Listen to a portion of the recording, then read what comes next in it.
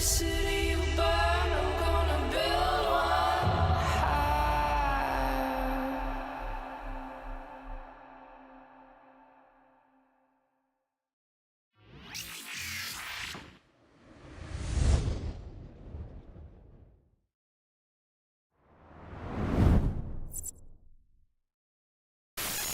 Greetings, fellow Empyreans. I am Ashtarothi, the voice of New Eden, and it is December 5th, YC125, and it is the Winter Nexus. This is the Eve Universe Show. Welcome, welcome, welcome, guys. Welcome if you're new. Settle on in. Hit your like button. Say hello to everybody. Get your coffee. I am so discombobulated today. Today has been a weird day for me, because I woke up this morning and saw some really, really confusing stuff on HoboLeaks and some other places and whatnot. So today, I do want to talk a little bit about, I do want to talk about that a lot. So what we're going to do today is we're going to talk about the Winter Nexus.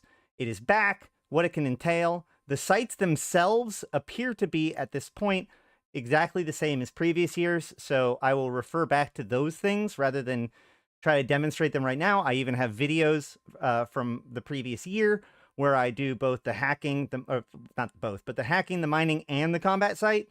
So, you know, you can see those, and there's other content creators that do a lot of that as well.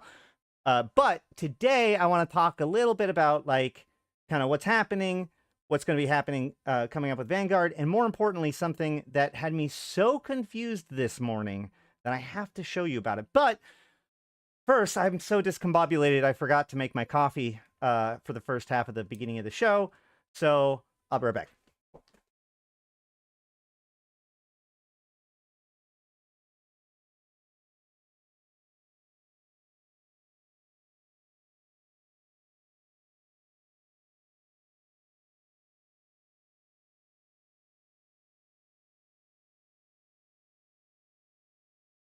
You know, coffee just tastes better when drank from a Convocation of Empyreans mug. This is proven. If you wish to disprove it, you must purchase one and then give it a shot. Let me know. An interlude song would have been... All right. All right, so let's go ahead and jump into what we got here.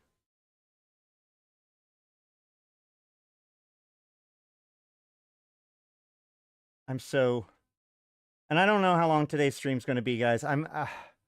There's been so much going on, and also getting ready for Vanguard and all that stuff. It's that time of the year, so bear with me. But we will definitely be doing Vanguard on Thursday, barring not being able to for whatever reason. What's up, Steve?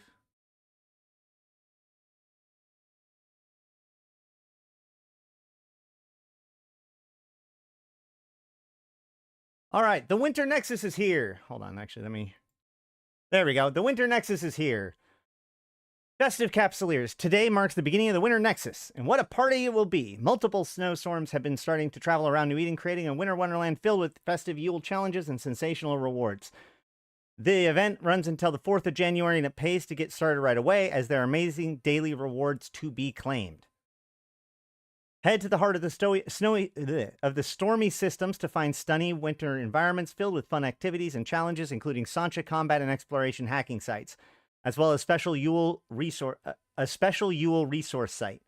Tackle these sites in high-sec, low-sec, or null-sec systems for amazing rewards in the form of skins and lucrative loot drops. Additionally, you can take on seasonal agency challenges with magnificent reward track to further add to your riches.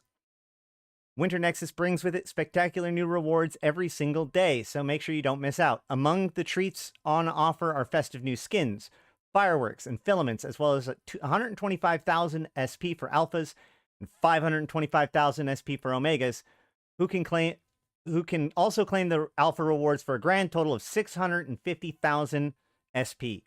Just think of the possibilities of that big chunk of SP. Will you spend them on flying your dream ship or furthering your illustrious career?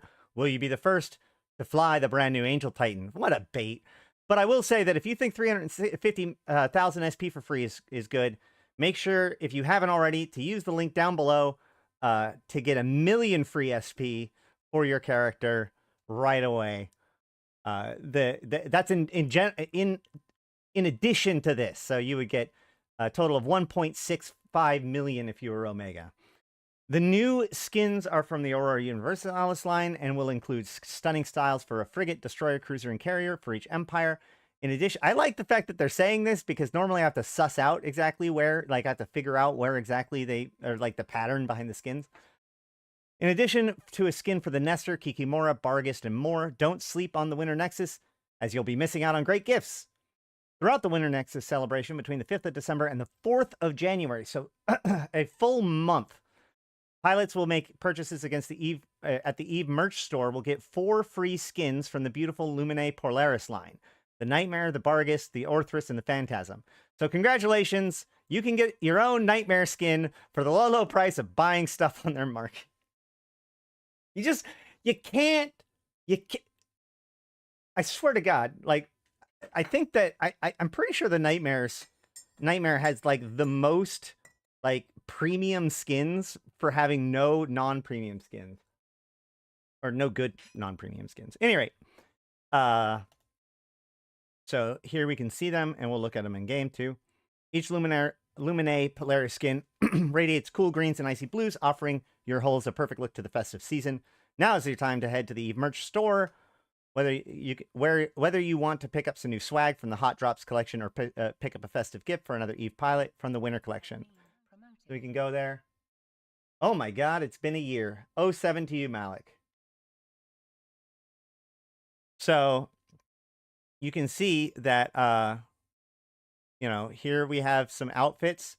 This is actually a pretty cool one.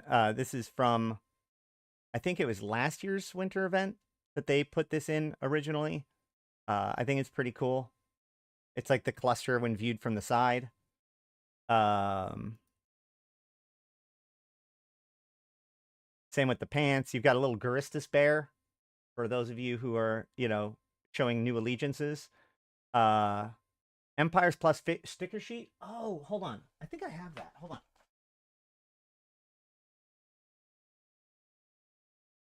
Yeah. So I don't know if these are exactly the same ones, but just so you guys can know, see what I think they are. So we have like these stickers. I haven't put them anywhere, but you know, you could take them off in theory and stick them on somewhere. I got this from Vegas like a few years ago. Why not a bunny? I don't know, man. So those look pretty cool. There's a, oh man. Actually, I unironically want this mouse pad. Holy crap.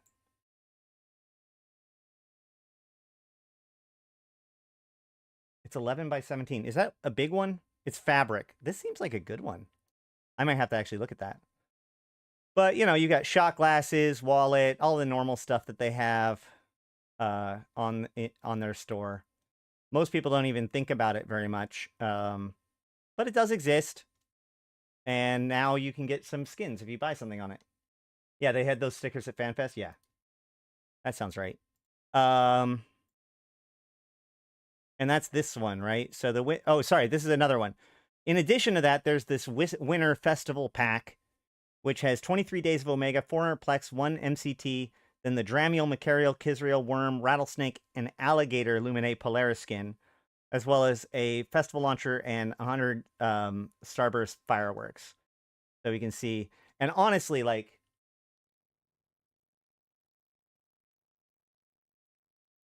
I do actually, I do actually really like this one.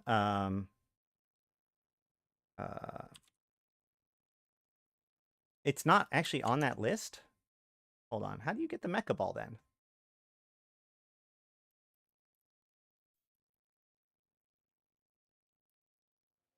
Is it in the daily? No, that's Aurora Universalis. There's 30 days of gifts to claim. Okay, we're going to look at that in a second. The New Eden store.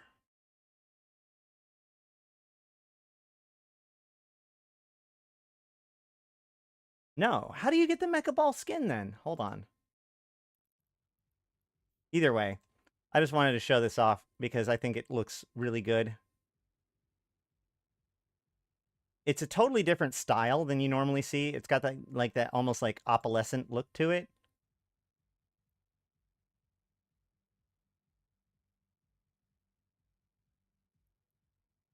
So we got like the alligator, which is of course basically the same as the drake. And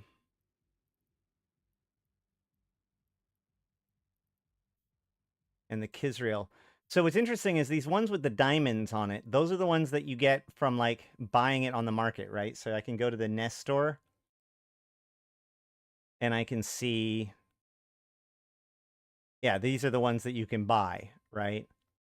Whereas these ones without diamonds are probably exclusively from some sort of giveaway.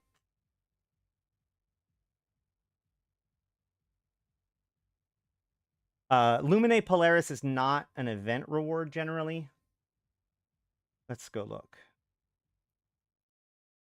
Look if I can find a clue. They might come out with it later. They've done that in the past as well.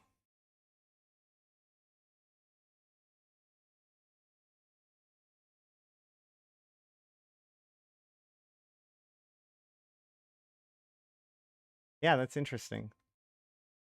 Where's the store? Here we go. Yeah.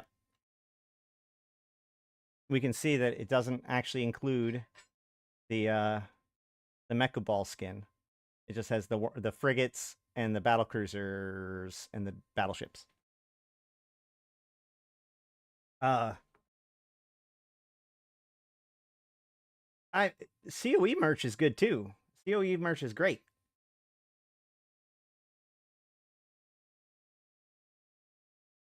I do like those gigantic mouse pads though. Those are really cool. All right. So, you know, the Lumine Polaris skins are always kind of a premium skin, so that's fine. But we also get the standard Aurora Universalis skins, which are very popular as well. And those are part of the event track. So let's go ahead and look at the event track for the year. We have the daily logging campaign. And then we also, wait, hold on. I don't know if I've looked at the agency track. Nope, nope, nope, nope, nope.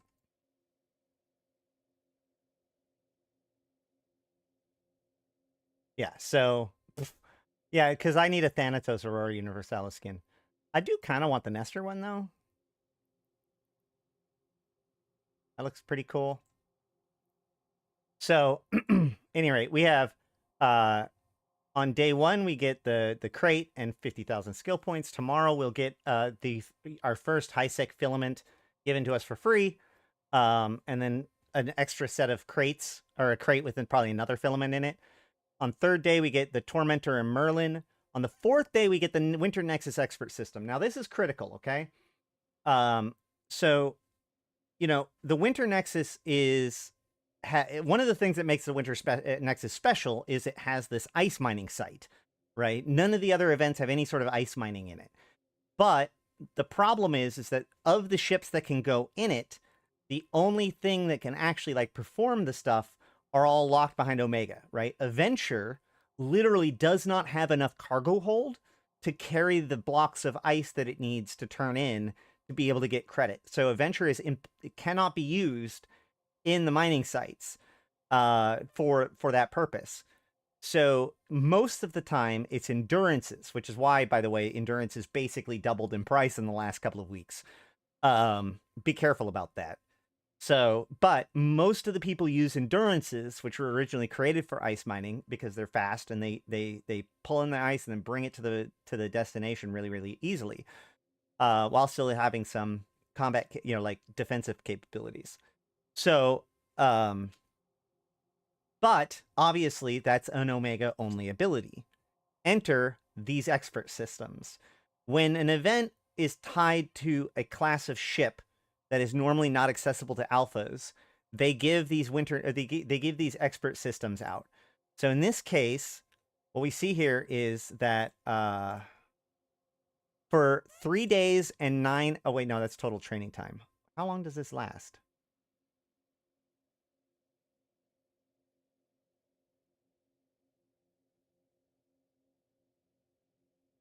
Does anybody know how long the Winter Nexus thing actually lasts? Either way, however long it lasts, what it does is it gives you these skills as if you had these skills yourself already trained for that chunk of time. Okay, so this is your opportunity. It lasts for 4 days. Thank you, Satonia. So for 4 days, if you really want to, as an alpha, get in there and get this mining done, you can jump in there, and for 4 days you can do the ice mining stuff. Okay, and then you'll revert back to being an alpha without this expert system, and so you'll have to just stick to the combat or the hacking sites. Okay. So that's how that works. I think it's pretty cool. I would like to see it last for like a week, especially if the Winter Nexus is going to last twice as long as it usually does, then maybe the expert system should also last twice as long. But you know, whatever. Either way, and then we also get. Wait, hold on. I just noticed what that was. Let's see if that was important.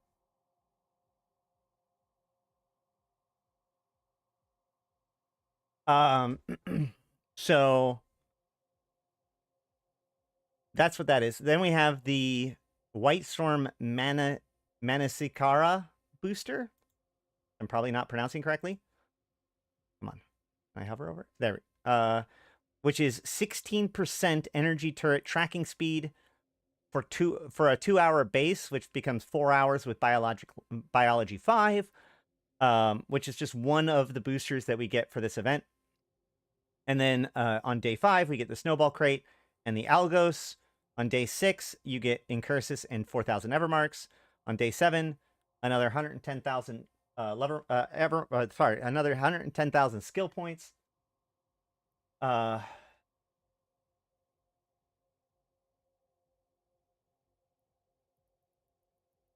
Day 8 is a Nirvana booster, which is shield hit points, 6%, and a Kiki skin. I'm actually kind of interested in this one because Kikis look really good. They're very popular, and they don't have very many good skins that are readily available for people. So this is a pretty slick skin. I'd recommend going out of your way to making sure that you can like log in enough to get it and be thankful for it because it does look pretty slick. Then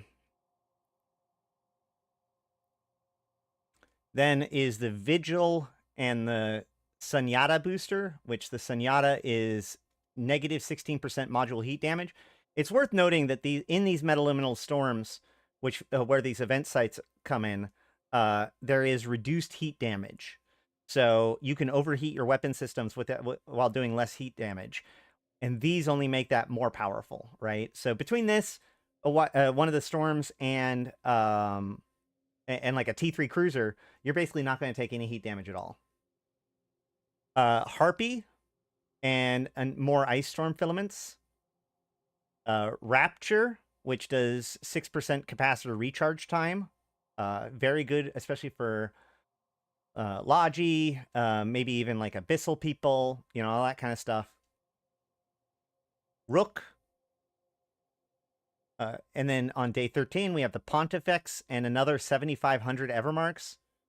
On day 14, you get the Sentata booster, which is Afterburner speed boost, and the Rapier skin. Day 15, we get another 140,000 skill points. Day 16, we get a Nullsec Ice Filament and a Vitarka booster, which is 8% energy turret damage. We have on day 17, we have a Stork and a Bargist. On day 18, we have White Storm Sunyata booster, another one, and more filaments.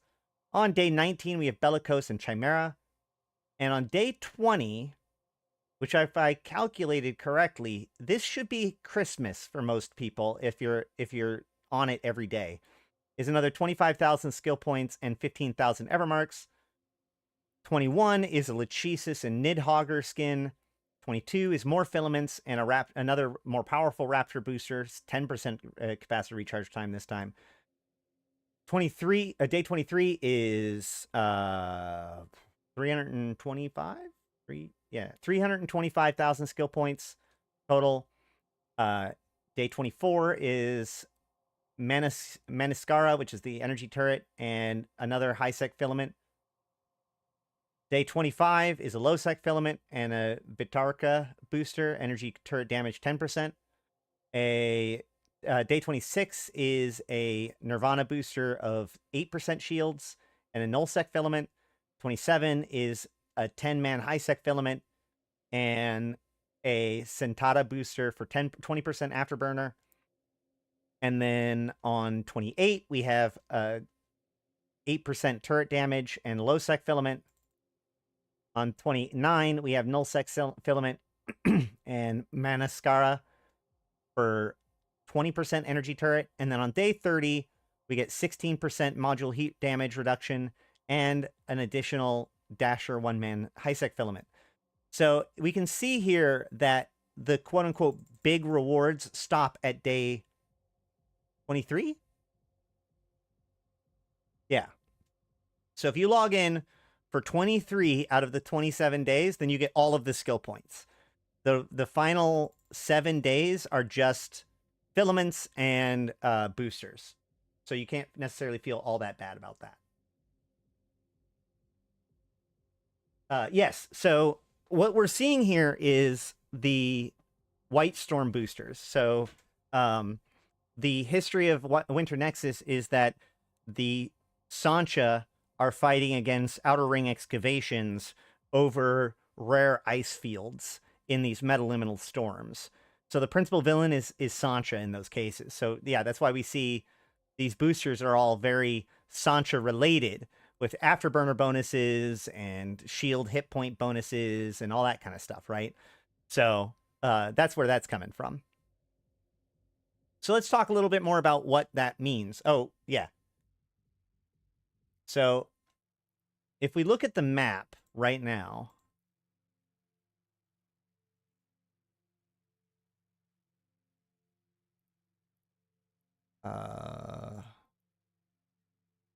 yeah, we're going to look at security status. So right now, this is New Eden, okay? You can see all around the outer edge is nullsec, and then on the inside is high and low sec, right? You with me so far? So I'll put on Sancha Baby and really embarrass Danny. It'll be fine. Then if I go to metaliminal storms, so under geography and statistics towards the bottom is a thing that says metaliminal storms. And I click on that. Now, I believe 5 of these storms that we're seeing here are normal metaliminal storms. I don't know which ones they are necessarily, but these ones in nullsec, at least a couple of these, or at least 5 of the ones that are on the outer ring are real metaliminal storms, normal metaliminal storms. Whereas all of the ones in this high low sec area are definitely winter metaliminal storms. From Sancha Claus, exactly. So what's basically happening here is metaliminal storms are a consequence of the amount of damage that we have done to space-time due to our investigations of Abyssal Dead Space and of the Triglavian invasions and all that sort of stuff. As that proceeded, basically, energies from the Abyss began tearing into our reality in the form of these metaliminal storms. And the metaliminal storms that happen at the winter are a special kind of that. So we can go and look at the news article from last year. And it says, Concord has issued a general advisory notice warning of the hazards of a large number of vast volatile ice storms that are sweeping across New Eden. The SEC is recommending civilian cargo and transport traffic take alternative routes where possible. The Directive Enforcement Department has also noted the presence of sanctioned nations forces seeking to exploit the resources that can be discovered in volatile ice deposits occurring in this form of metaliminal storm. For its part, Frostline Laboratories Division has taken the opportunity to further test its latest filament transport technology prototypes by making them available to Capsuleers. In recent years, Frostline's research and development has focused on a filament technology with a view to its potential uses in resource exploitation. A recently filled financial report indicates Frostline is researching filament guidance using a space-time anomalies that metaliminal storms are believed to form around. Since their emergence in YC122, so that's 2020, Most research into the metaliminal storms have indicated that they are associated with changes to the local cluster space-time topology caused by Triglavian stellar manipulation. Certain storms appear to represent a leakage of abyssal dead space environmental radiations and particles into normal space. However, Frontline's theories are suggesting that the ice storms may represent a localized reduction in thermal energy, potentially caused by energy draining into abyssal dead space through quadrillions of microscopic wormholes. The DED is supporting the elimination of the Sanchez Nation White Storm fleet by Capsuleers, with its own patrol forces overstretched by the increased space traffic as the Yule Festival season begins. Edencom planetary fortification programs continue to enhance the security of population centers, and Aegis forces are on alert for possible Sanchez Nation planetary raids. So again, this is from 2022. So this is actually from 2020. Okay, so this is 3 years old now.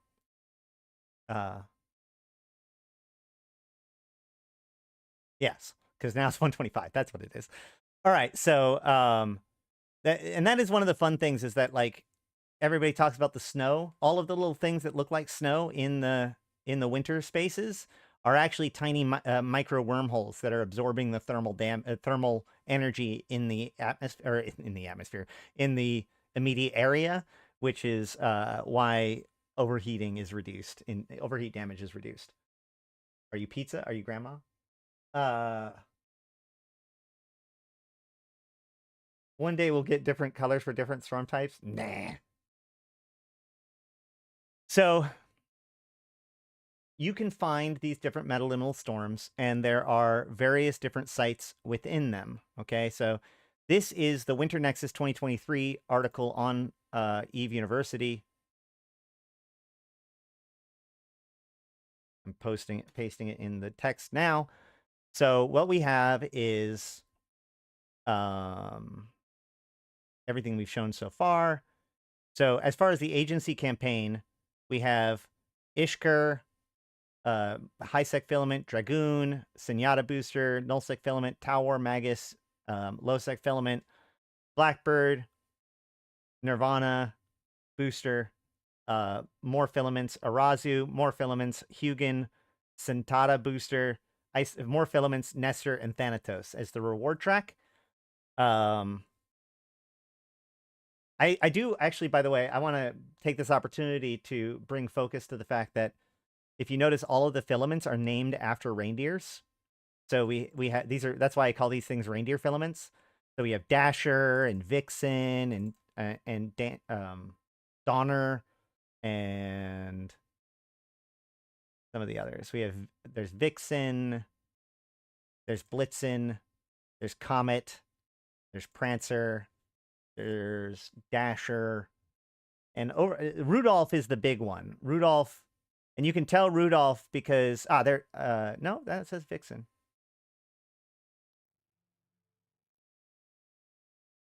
Can I just do it this way? Yeah. What? The Rudolph filament is supposed to have a red nose. Whatever.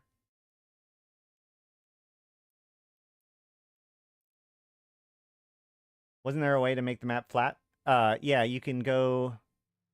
It's not totally flat, but you can abstract the layout. So that's what it looks like if it's not flat. Or abstract, rather.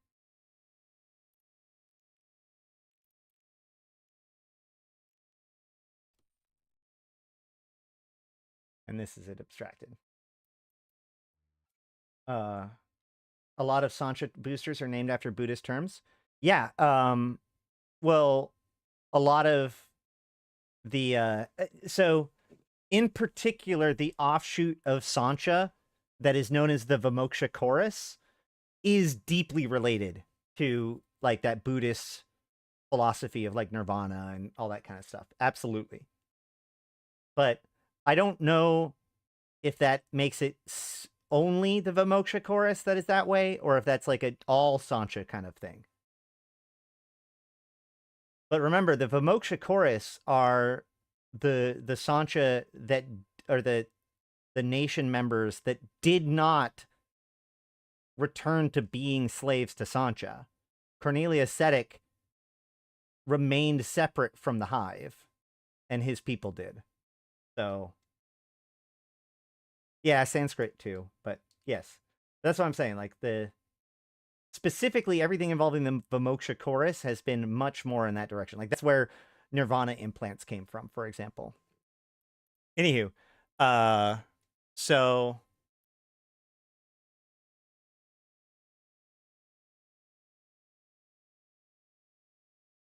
I don't know if I actually showed it or if my browser is in the way, but you can see like this is abstracted.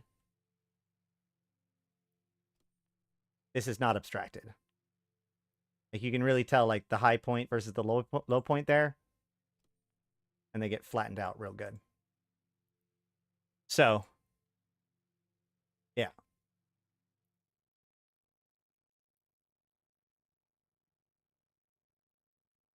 What else? So, what kind of things do we do? We go for there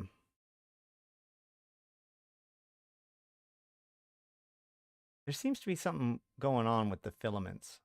I think that they changed the way that the filaments work. Because I'm pretty sure that the Rudolph was a 25-man low sec one. Hold on. Now I gotta know. Am I crazy? I might be crazy.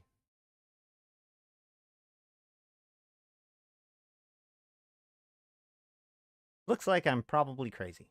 Unless these are all the same website. No, that's 2021.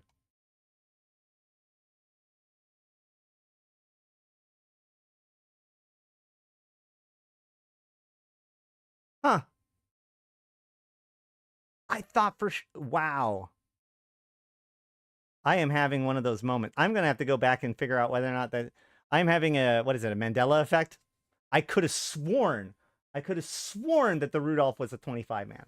But whatever. Yeah, low sec 10-man, whatever, fine. How many reindeer are there?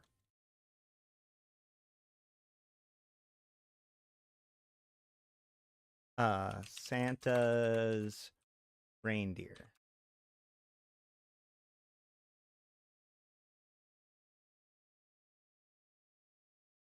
So Dasher, Dancer, Prancer, Vixen, Comet, Cupid, Dunder, and Blitzen. And then Rudolph. So 9? Oh, so there's only 9. Why did I think there's 12? I am bad at Christmas, apparently. Yeah, it's 8 plus 1. Okay. So this is all of the reindeer. Whatever. Carrying on. So the idea is that these filaments, when you use them, will take you to one of the systems inside of one of the metaliminal storms tied to that band of space, okay? So there are multiple metaliminal storms in each type of space, high sec, low sec, null sec. And the way that metaliminal storms is that there's a heart of the system and it spreads out from there. And every day that heart moves one jump, okay? So they slowly move around, which means a couple of things. First of all, it means that there are high sec filaments that will bring you to high sec. And some of that is really, really good. In fact,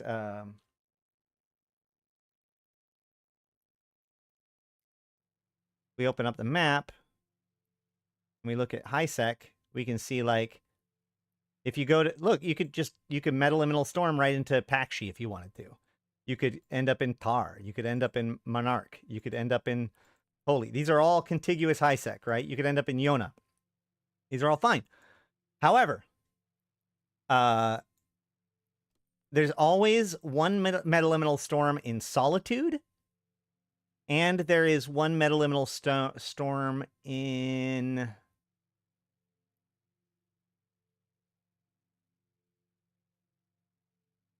a place I can't find right now.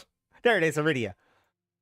So the reason why this is important is, although this one might not be,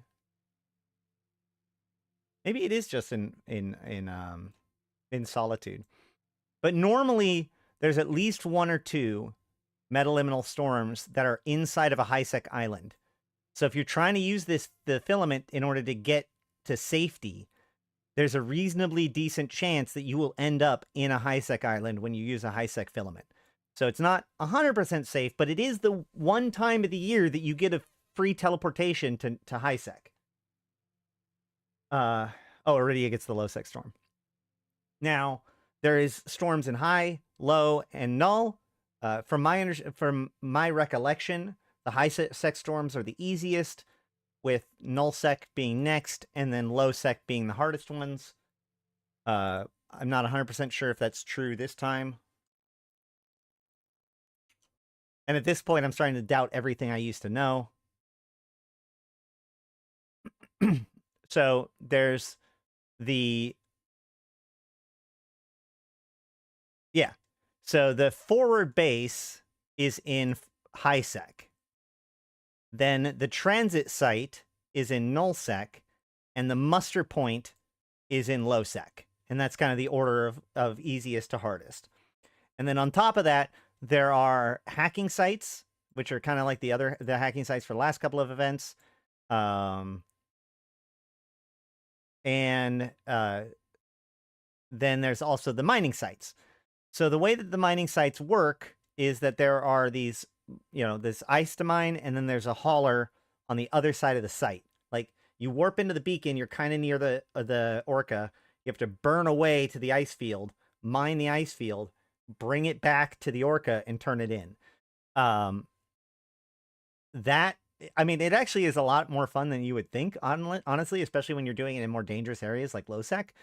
The rewards are really good, and also there is a chance for salvage packages. No, sorry, my bad.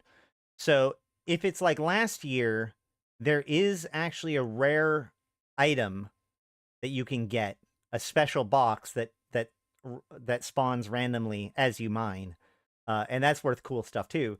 But then you turn in the ice for the green salvage package, which do not open until you get to where you want to be, because they are bigger on the inside. Yeah.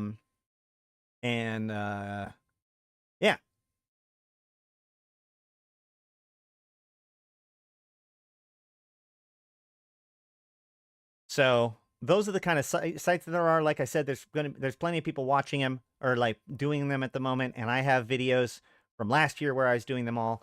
But I do want to talk about a couple of things that really confused me about today's patch. Let's jump into the patch notes, shall we?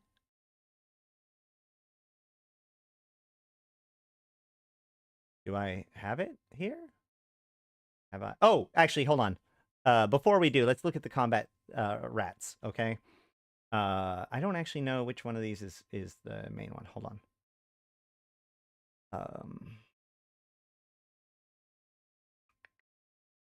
We'll just do it with hit points. 15,000, 9,000, 9,000, 12,000. So it looks like the Dire Right and the Doom Right are more or less the high sec one, probably.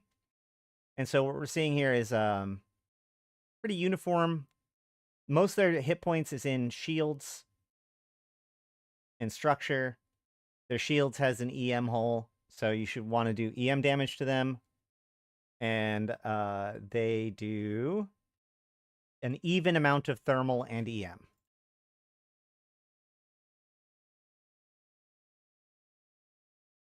Dire Right is high.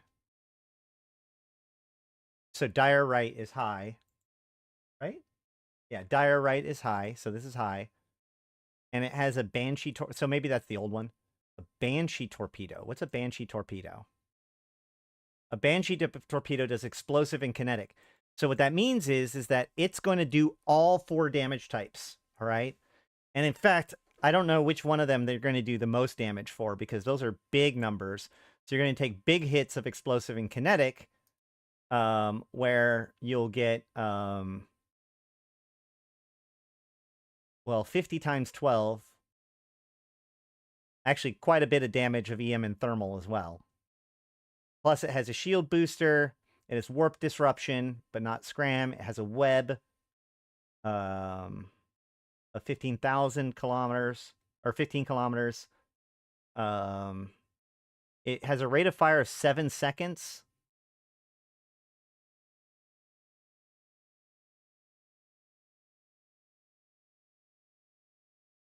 And that should do it for its... Oh, and 2 million bounty. The low sec one...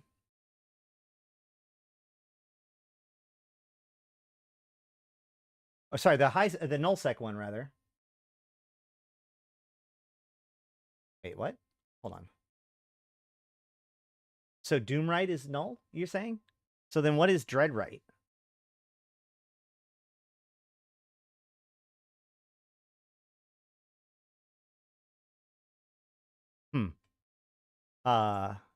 Because the Doomrite is the one that's odd. So I don't think that that's true. It would make sense for it to be Doomrite is not one of them. So to go... Yeah. Okay. Because the reason why I can tell is because these are the 3 that have the Banshee torpedo, right? So we have the low sec one, or sorry, the high sec one with 9,750 hit points. Then we have 12,000 hit points, so almost a third, 33% more hit points, and a 5-second rate of fire with a 7-second missile rate of fire. How much is the rate of fire here? 5-second rate of fire. So very similar damage, but more tank. And then the Doomrite, or the Demonrite, is the low sec one with 1,500 hit points, 15,000 shield hit points, which makes it another 33%. So it's like 9,008. That make it 18. So like 3/4, 1 3/4, almost double the tank of the high sec one, with a bounty of 15 million, where the null sec one is 6 million. Yeah, it's often so, and this bounty is a small like part of the loot from these things. Normally these sites give somewhere like 2 to 400 million ISK per site in low sec. It is also worth noting that historically the winter event has been the most lucrative event in EVE. CCP's even said this before, that they do this on purpose. The winter event has always been kind of the longest one too.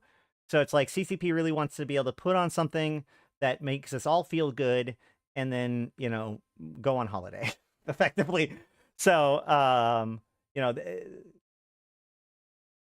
I would definitely recommend you at least get on top of these things and check them out. You know, even if you've tried them out in like the Crimson Harvest or whatever, this is the kind of event that usually has some pretty decent rewards.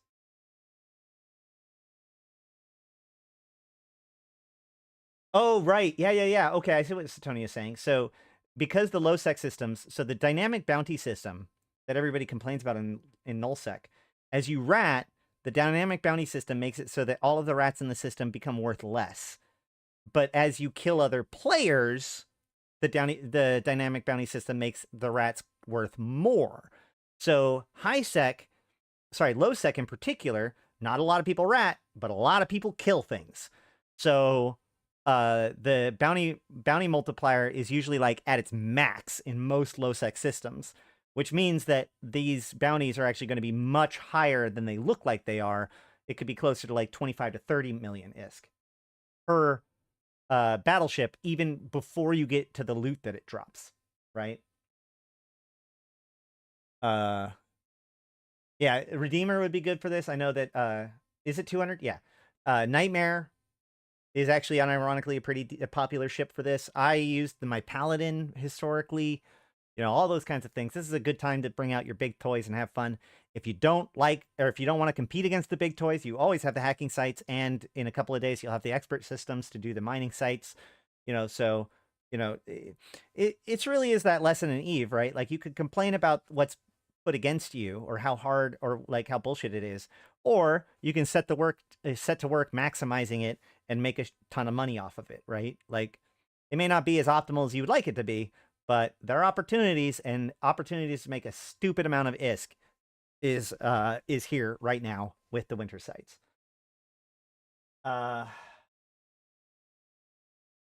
That's true. So sites can spawn. So the reward, the type of sites that spawn are based on the metaliminal storm's heart location. So a low sec metaliminal storm will spawn the low sec quality sites even if it spreads into high sec. Is that correct? I think that's correct. How do we find them? As I said, you can use the map.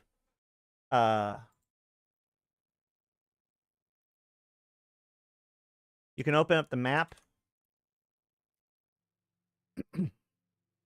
and under color by, look up metaliminal storms and you'll see where they all are. You can also, like, honestly, just get a filament, right? They're already starting to show up on the markets. They will be pretty cheap. Just pick up a filament for the type of sites that you want to do, and boop, now you're there, right? Grab a few friends if you want to. There's 1-man, 5-man, and 10-man filaments. So rather than figuring out how to find them, I usually just use a filament to do it. But, you know, check your local area.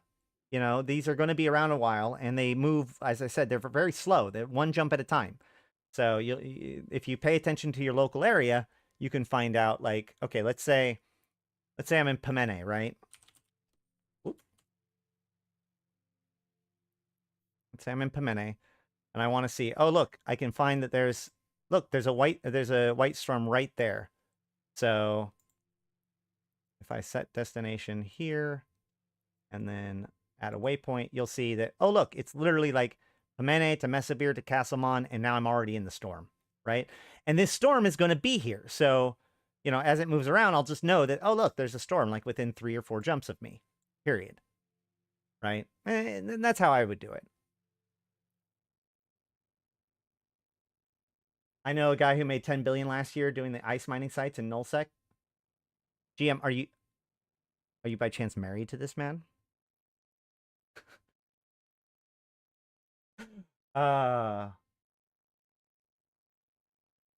So now let's talk about, oh, a different person. Okay. A different person that made 10 billion is. Got it.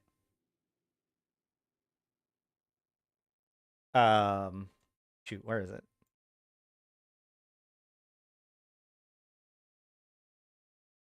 Let's look up patch notes. Nullsec does not equal lowsec. That's true.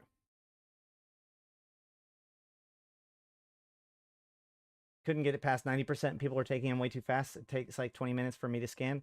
Yeah, that is, I mean, like, with the compressed nature of these storms, it is hard to find a quiet area, right?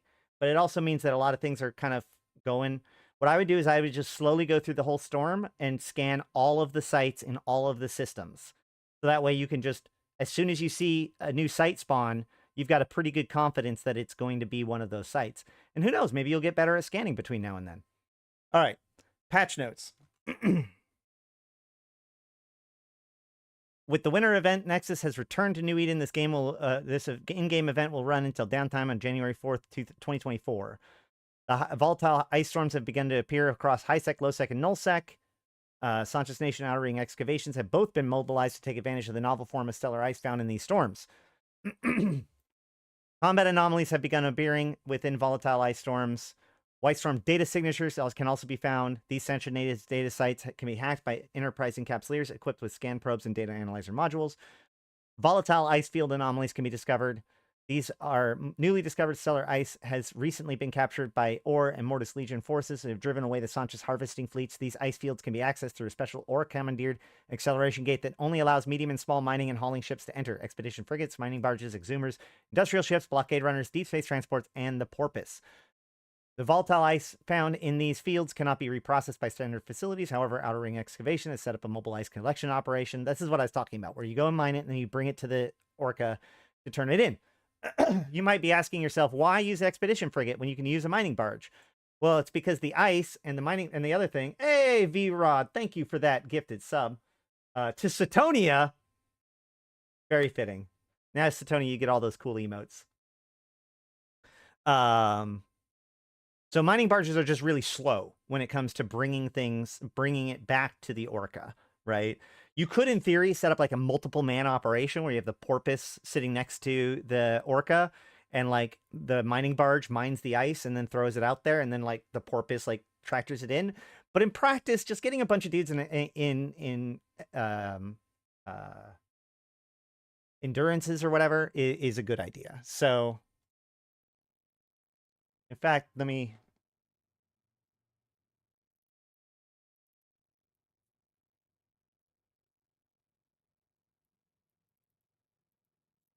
Here is my fit called Blitzen.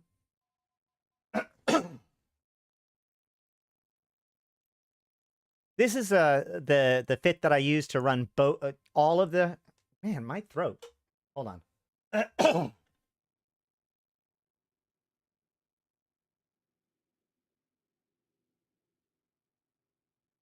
So this thing can run both the hacking and the mining sites, right? Because it can probe down the hacking site, it can mine the ice, and it can hack the data, right? So that's what this thing's for.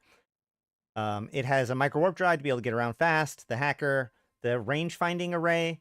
Range finding is scan strength, so that way you can get the better sites faster, and if you have worse scanning skills, and of course some tank. And then low friction nozzle joints to give you some agility. They get into warp and move around faster, gets rid of some inertia. And then, of course, the gravity capacitor upgrade, which is scan strength. So even more scan strength. The reason why is because, like, this is a non-bonus ship, so I wanted as much scan strength as possible, so that way I didn't have to get as tight of a thing. Hey, thanks for that. So this is a good example of a choice that you make. Also, my Stratios that I run around with a lot, actually the one that's right here, the one that I'm in right now, this was originally built for the hacking sites, although you have to take away one of these mods for the hacker. But basically the idea is that I'm running around scouting for a combat team or whatever that's in the storm, and doing the hacking sites. So it's designed to be able to survive long enough for the rest of the fleet to show up.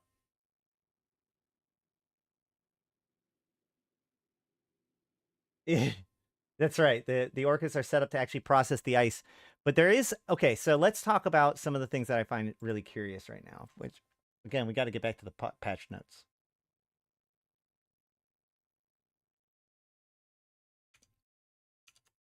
Okay. Rewards that can be found by Capsuleers in all these sites include valuable Overseers effects, hundreds of festive ship skins. So in just like last year, they took the skins that were reward track for last year, and now they drop, so that's also available. Limited time cerebral accelerators, character apparel, special Sanchez Nation combat boosters, Sanchez Nation pirate implant blueprints, and rare faction modules. Limited time ice storm filaments are now available that will instantly transport Capsuleers to one of these volatile ice storms. We talked about that. New Yule Festival seasonal challenge track will be found within the agency. We talked about that. A new set of daily logging gifts. We showed that. And an expert system has been included, which will allow all players, including alpha accounts, the ability to fly in endurance and fit a ice mining laser to mine ice for 4 days. Okay, now, here's the ones that I find curious. Concord has updated the security ratings of Valor, Brerai, Heck, and Parshener to 0.9, 0.9, 0.8, and 0.9 respectively, following another security audit in these systems. Concord does not expect further updates in the foreseeable future. So, CCP has been making a few tweaks to the security of certain systems based on insurgencies. I don't know what's going on.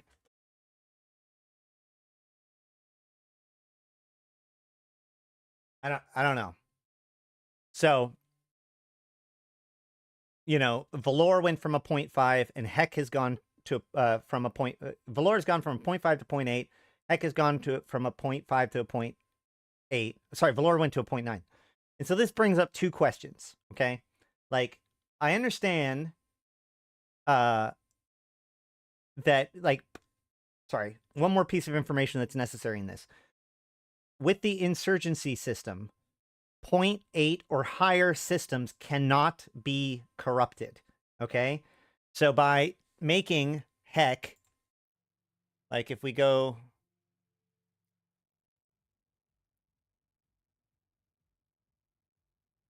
look at the Faction Warfare Warzone.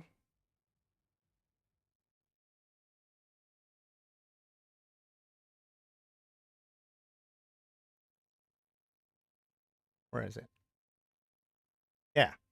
So here is heck, right? It's right next to the war zone. It actually jumps directly into the war zone. It doesn't look like it from here, but it does link directly into the war zone. And it's a major trade hub.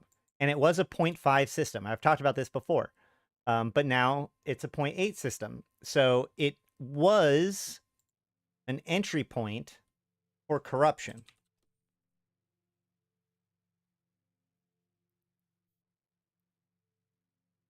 See, if here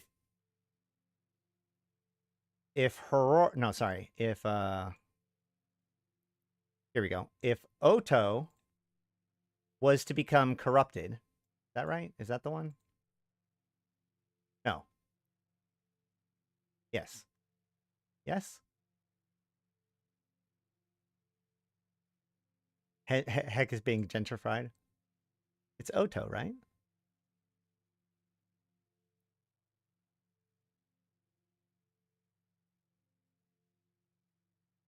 Oh, here we go.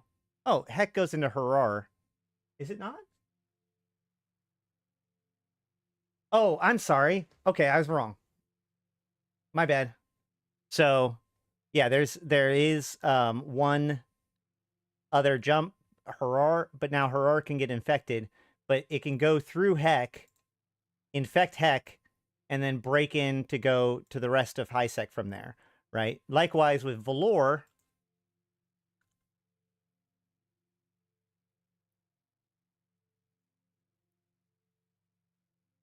you have Old Man Star, which links into Valor. Golly, hold on. Old Man Star, which is very vulnerable to corruption, by the way, through with the way it works, can easily go into Valor and then start spreading throughout Gallente HiSec in a pretty major way, right? So the other thing about that is that Valor is the functional capital of the Gallente Federation. That's where most of the offices of the government are. So they've upped it. Now, it's worth noting that that is actually why the other systems also got upgraded. Right? These Arshenir and Barai, like if we go and look up, we go to universe.eveonline.com and I run a search for this word, for this name, we can see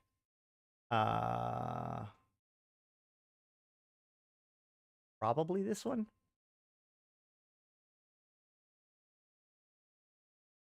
Yeah. President Agar's agenda of diversifying and distributing federal power throughout New Eden's second largest empire has been further manifested by works to relocate the federal executive capital from Lattister system and Essence region to Parshener and Sync Liaison, together with similar construction effort relocating the judicial capital of parts in Essence to Barai in Everyshore. So that's why it is, right? All of these different upgrades are happening because the Gallente are securing their, like, governmental systems, if that makes sense. Where? I had patch notes. Yeah. So yeah, that explains why it's Valor, Barai, and Parshener, right? And then, of course, there's no... Concord does not expect further updates for the foreseeable future. So this is the end of it. My question, though, is why 0.9, right? Like, if CCP is just trying to prevent insurgencies from spreading, why would they stop at 0.8? Why wouldn't they stop at 0.8? Why make it 0.9? I feel like I feel like this is going to be somehow relevant in the future. It seems very unnecessary to make it a 0.9 as opposed to a 0.8. Maybe it's just to show how secure those systems are for the Gallente now and like a lore thing. But something tells me that like them moving their major offices there and then securing it up to 0.9. No NPC not spawn in the asteroid belts in 0.9. Is that why though? Satonia, is that like a fact that is true about 0.9 systems, or is that the reason why those 3 systems were made 0.9? Either way, all of this brings me to one of my 2 big confusions about today, okay? Which is several Empire intelligence networks has been alerted to reported sightings of high-profile members of Arkhambine arriving at the Fulcrum in Zarzak. This, to me, is weird. And the reason why I think it's weird is because while previous ones like this one, security audits continue throughout the core Gallente space, with Concord reporting that the security rate, all that stuff, like that is an in-universe report. Mostly it's a fact that is true about 0.9 systems, but also Serpentis rats and Valor asteroid belts equals weird. True. Well, Satonia, if you like the relationship between the Serpentis and various presidents, especially past presidents of the Gallente Federation, is that's an interesting one. Anywho, while there has been some like lore-ish text in the patch notes, most of the time, if things are in the patch notes, they like are a real thing. Like it represents something being added to the game or whatever, right? So the question that I have is, what does this mean? Several Empire intelligence networks have been alerted to reported sightings of high-profile members of Arkhambine arriving to the Fulcrum in Zarzak, which is why I am not doing White Storms today, and instead I'm in Zarzak trying to figure out whether or not that means that, like, yes, hold on. Yes, I did notice that they changed the text. Yes, this is Vanguard lore. Arkhambine is basically the Vanguard team at this, Vanguard. Arkhambine will turn into the Vanguard, likely, or at least will be the seed of the Vanguard. So here we are in Zarzak, and I was like, well, are we going to be able to see, like, Arkhambine and NPCs showing up? Is that what we're talking about here? But if we read the description of Arkhambine, we see that it has been changed. It's now part of the Deathless Circle, and it says the Arkhambine is a splinter group of disillusioned clone soldiers or war clones betrayed by the nations they swore to serve. They now seek independence with the means to undo what has been done to them. Their ranks are comprised of war clones from all 4 of the major factions. The Arkhambine search for a way to seize their own destiny and forge a path to freedom for war clones led them to join the Deathless Circle in YC125, throwing in their lot with the enigmatic ruler of Zarzak and controller of the ancient Jovian stronghold, the Fulcrum. These could be hot links. You know, Zarzak could link to the system. Fulcrum could link to the station. Just throwing that out there.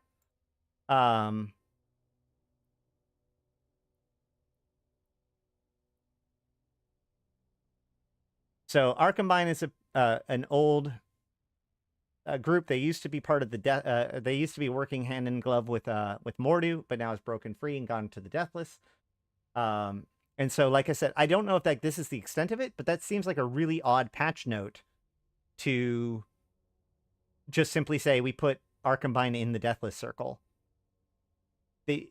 Especially since they do stuff like that all the time.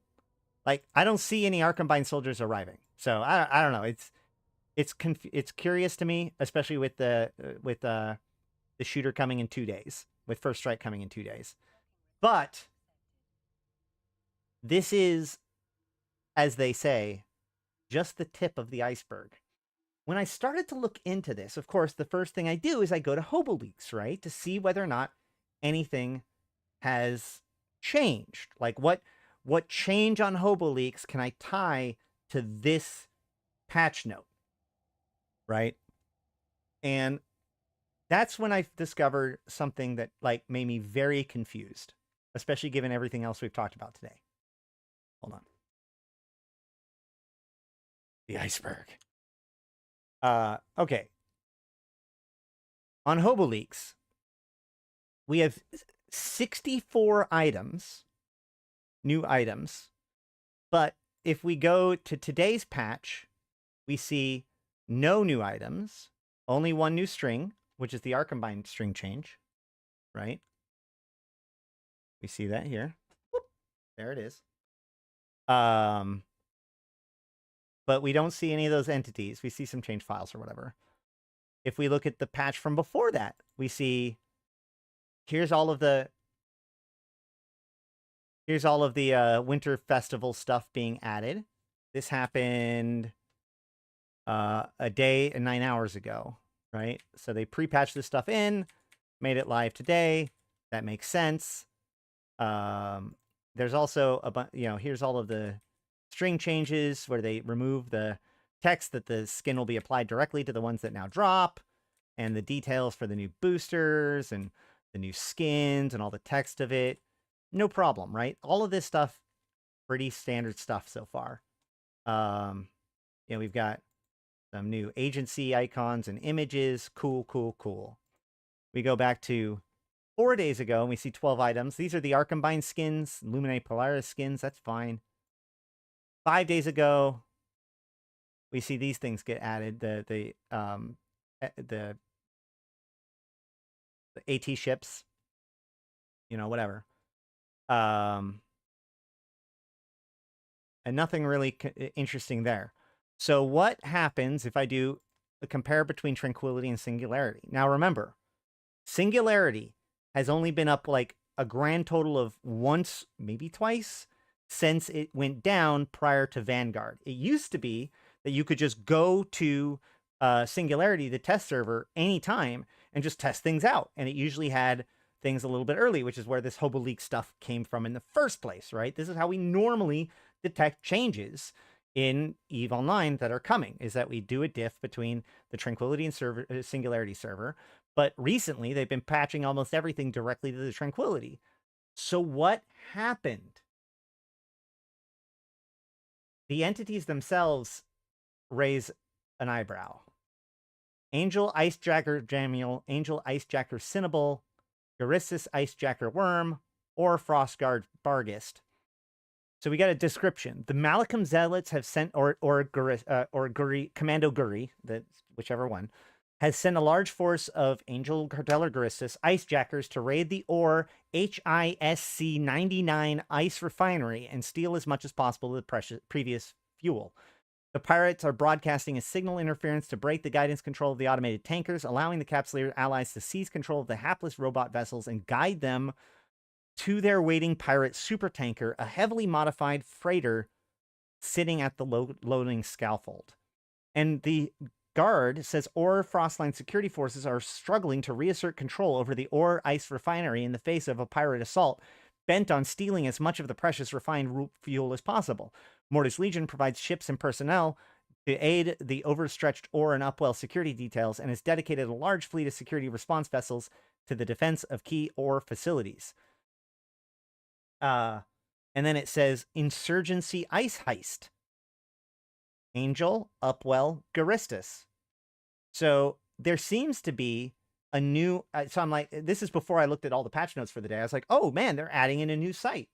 Remember, not a peep of this site in the patch notes. Nothing. This is not in the announcement for the winter event. This is not in the announcement. This is not in the patch notes. It was just quietly patched into Singularity. Not only was it quietly patched into Singularity, here's the weirdest thing about it, right? Even if we go back to the Singularity sets, look at this. No new entities here. No new entities here.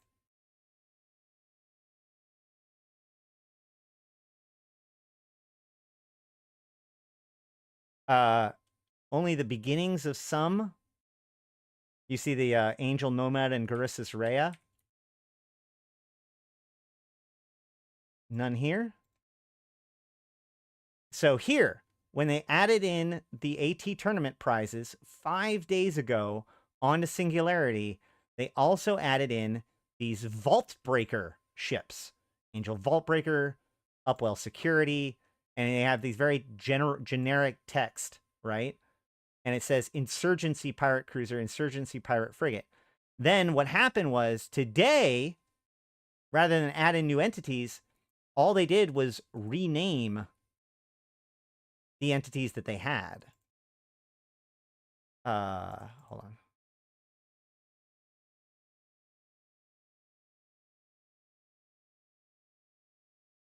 Sorry, it was yesterday.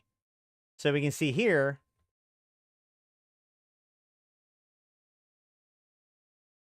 on the Singularity, where all of those texts were updated,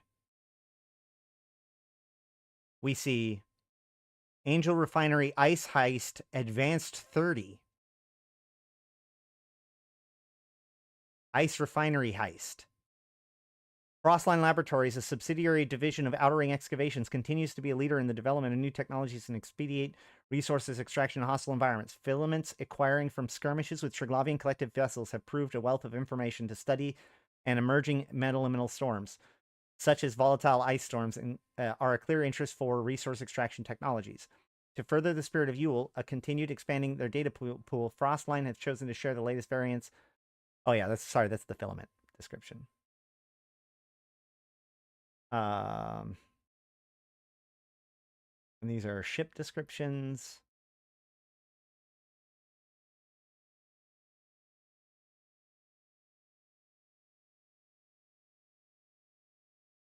Come on.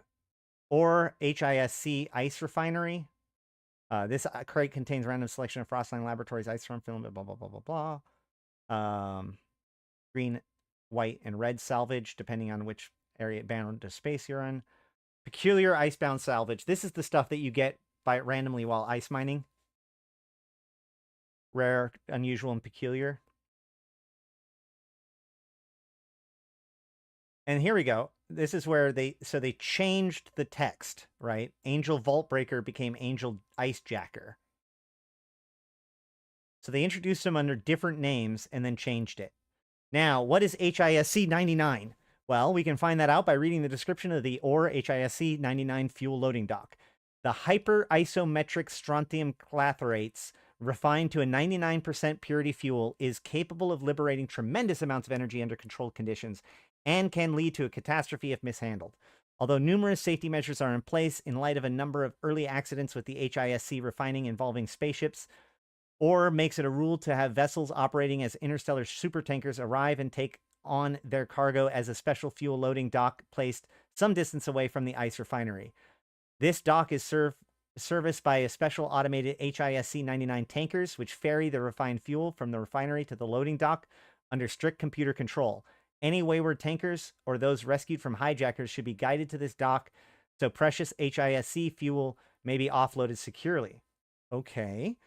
Angel Cartel is attempting to steal the valuable HISC 99 fuel from being refined by ore at this location. While, not from, but fuel being refined. While an assault on the ice refinery is impractical and would likely to result with an explosion capable of destroying everything in the vicinity, a special automated HISC 99 tankers in the facility used to ferry the fuel to a loading dock can be hacked and hijacked without too much difficulty. The pirates have heavily modified, suitably shielded freighter on standby and are using this improvised scaffold to load the stolen HISC 99 fuel into their pirate supertanker.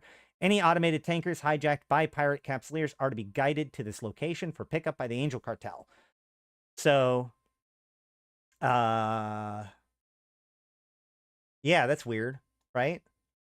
There's other text here around here too.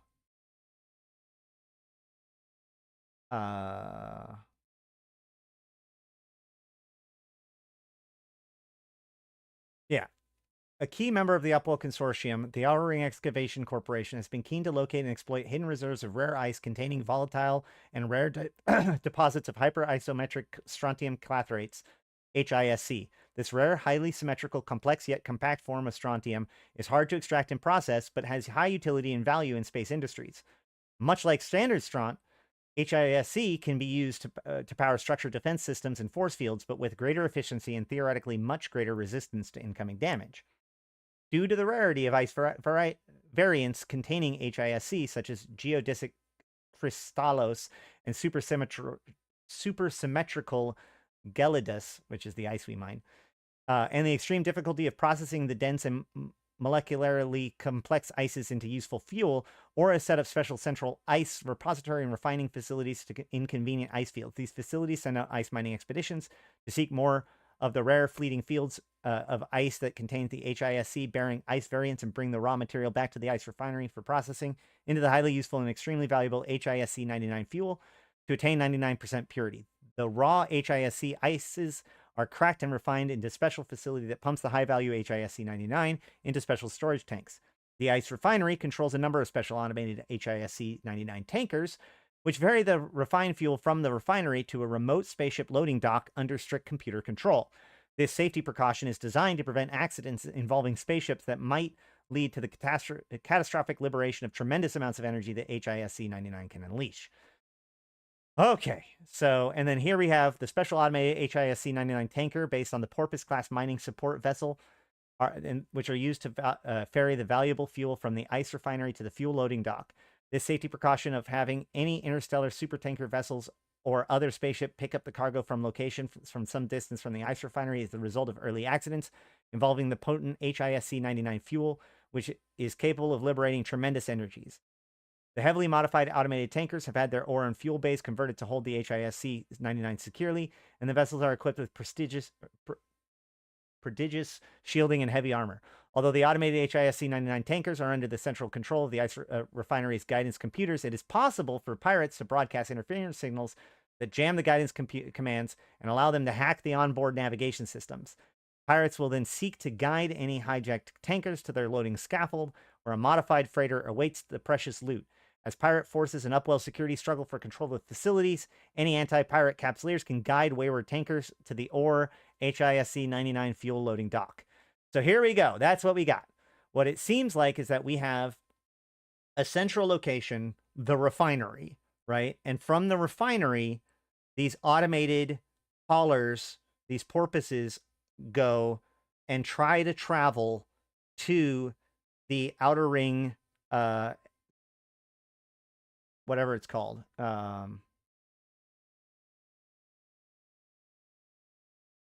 Whatever, their facility, right? Meanwhile, members of the Angels or Garistas can come in and hack the ships, right? Which is weird. To make them, and then like escort mission them to the destination site. You can't necessarily kill the ships, but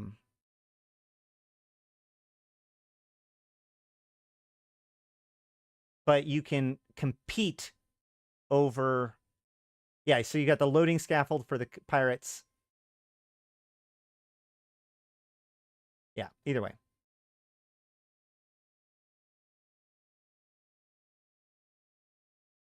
So the thing about this is that these rats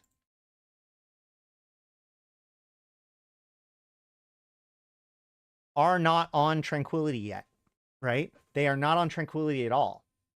So what's weird about this is, like, clearly this is part of the winter event, but it's also clearly part of the insurgencies. They said it's a, what was it? It was a -30?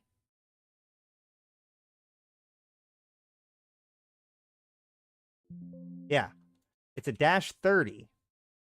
So up to 30 people. So that's a pretty big site that it can allow in.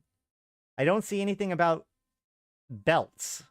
So in the same way that, like, maybe the ice area, or sorry, the mining sites are now, you know, kind of openish sites, these could theoretically be similar.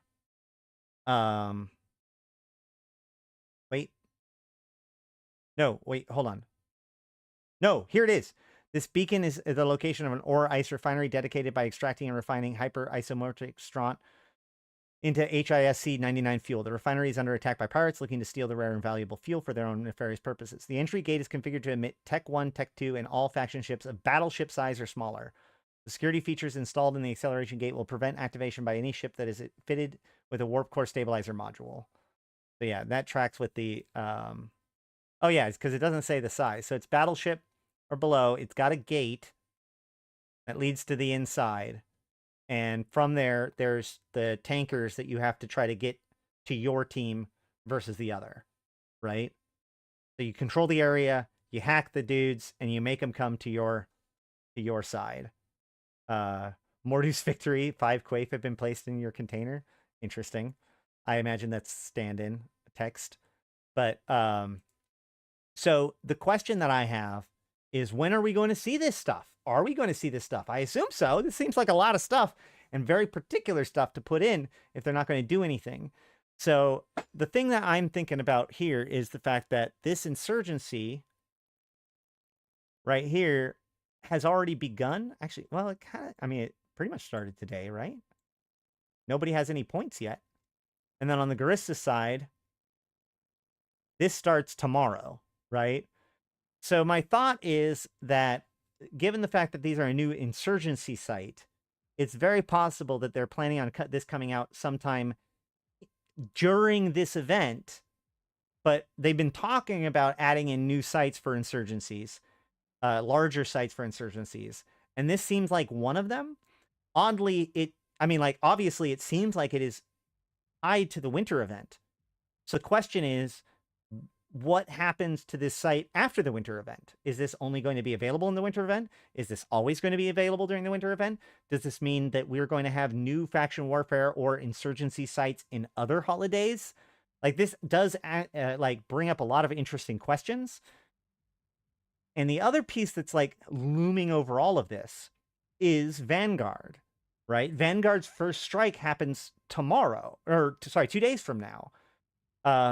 And first strike is going to be tied to Arkhambine and corruption and these insurgencies and all this stuff. So are they experimenting with other ways to worry about corruption? Will they wait until after first strike in order to introduce these volatile ice mining competition spots? Will completing these sites change corruption levels or suppression levels within the system? Will they require certain corruption or suppression to spawn? These are all things that we don't necessarily know right now, but like, that's what got me so messed up today, right? Was because I was like, oh, well, what's going on with that Arkhambine thing? And so then I went on HoboLeaks and I was like, why are there all of these things here? What does this even mean? And there's no mention about them in the patch notes at all. So I suspect that we're going to hear a lot more about this soon. Not to mention the fact that, you know, so like right now we're mining the ice. They spoke about an accident, right? So I wonder if there will be a major disaster happening in the next little bit, perhaps by some sort of Arkhambine first strike of some kind. Who knows? We'll have to see. But yeah, that's event that started today. But I'm like, wait a minute, what's this coming? Because I think that looks really cool, especially since it's going to be a combat site that requires hacking modules too, potentially. Also, have you ever been able to hack a ship before? Are these things ships? Hold on.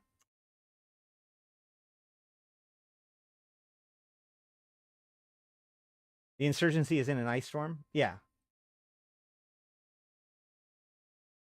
It's, you know, that's what EVE Online needed. Escort quests. There's the Toda object. Ice refinery heist. There's the text for it. Okay, where is...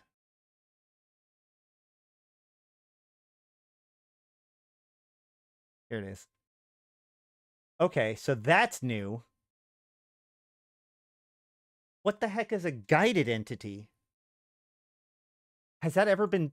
Is that a new kind of entity? Also, it has a new kind of super shield visual effect, so there's going to be some sort of special visual effect on it. All of this is just adding normal stuff to the rats. Yeah, I don't know. I don't know.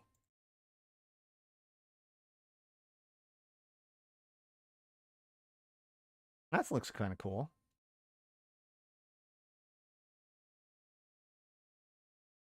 There's the Garissus one. And a random one. That's a Upwell one. There's the Angel one. And so these also remind me, like, CCP's been talking about, like, making these smaller structures, right? Like, not like fobs, or, yeah, kind of like a fob, but like, you know, like a smaller than Astrahus kind of structure for, like, mooring or whatever.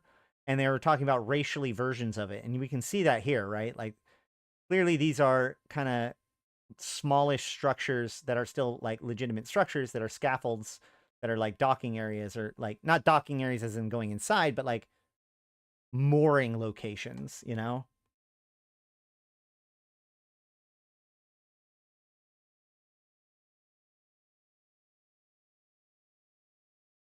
Yeah, it does look like a different kind of battlefield for pirates.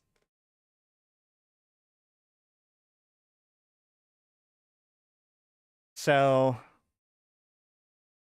yeah, lots of good questions, lots of interesting stuff. Is there anything else I didn't cover yet today? Like I said, I have, you just Google, or if you just search on YouTube for Ashtarothi Winter Nexus, I have my video from last year. I have both videos from last year where I talk about that. Plus, there's other good YouTubers that have plenty of Winter Nexus videos as well. Just want to double check to make sure there's no updates on commission to find out about the new sites. Well, I agree. I really want to know more about the new sites. But I think we're all going to find out at roughly the same time.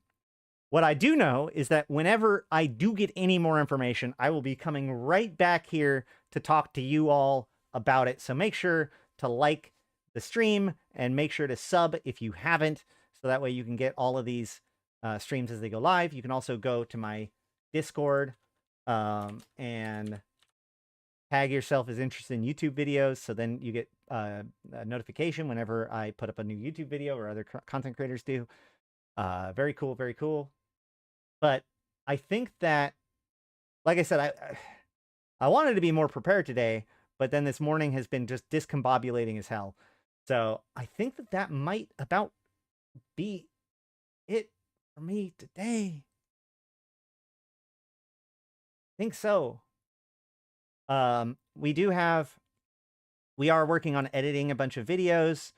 It does take longer to do than just doing them live. Sorry about that. We do need more editors. I mean, like, even just basic going through it and cutting out the bad stuff, first pass stuff, so that way somebody else can come in and polish it up further. Like, I have ISK and Master Arm Cerebral Accelerators and whatnot in order to help out. But if you want to help out those who help out and you don't have that kind of talent, you can always use the link down below to get your million free SV, which goes to one of my staff members that help make all of this possible. Like the stream, feed the guinea pigs.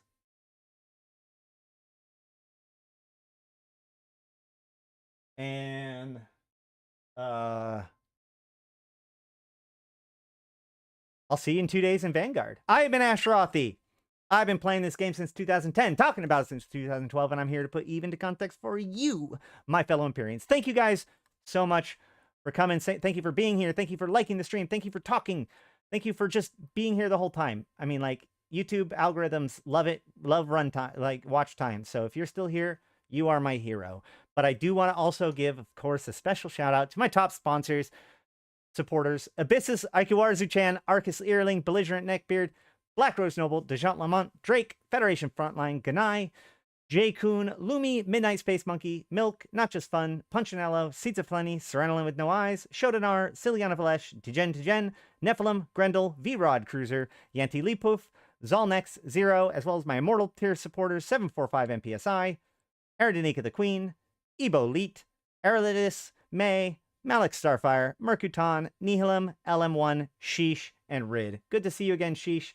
Hey, there goes Danny. Play the song. Okay. Hey, you know what? This is on you. I'm assuming you mean Sancha Baby. If you don't mean Sancha Baby, you need to jump in on that real quick. Because that's what's happening right now.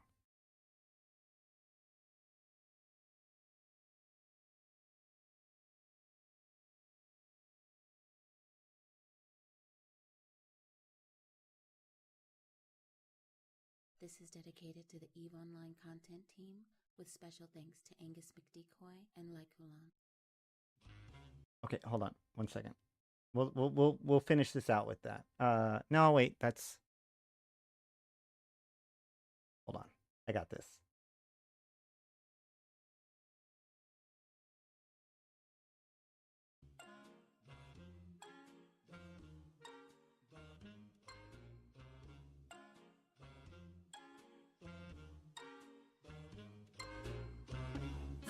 Such a baby, just warp a saber under the tree for me.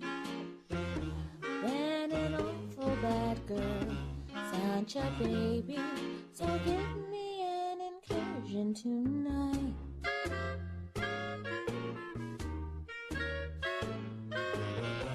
Such a baby, a 54 MLBPO for sure. I'll fleet up for you, dear. Such a baby, just where is the incursion tonight?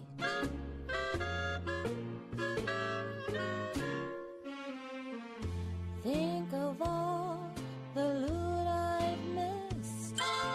Think of all the rookie ships I haven't blitzed.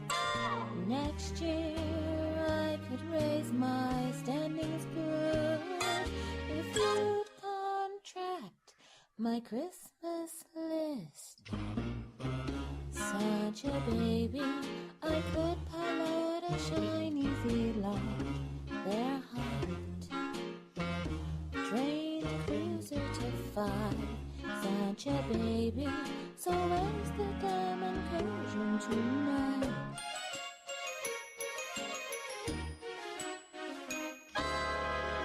Such a honey, one little thing would help me PvP and pad my killboard real fine. Such a baby, so make with the incursion tonight.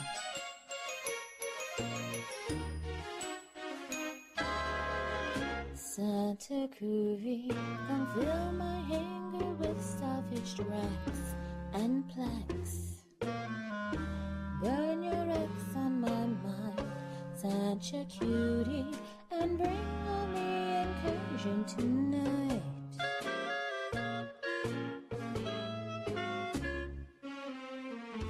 Come kidnap my family tree with some wormhole spawn just above planet 3. I really do set you to blue. How long till you set me blue too? Such a baby, forgot to mention my favorite thing, briefing. I've got macros to pull, such a baby, so finish the incursion tonight. Finish the incursion tonight. Thank you guys for coming. Incursion tonight. We'll see you on the planets next time. 07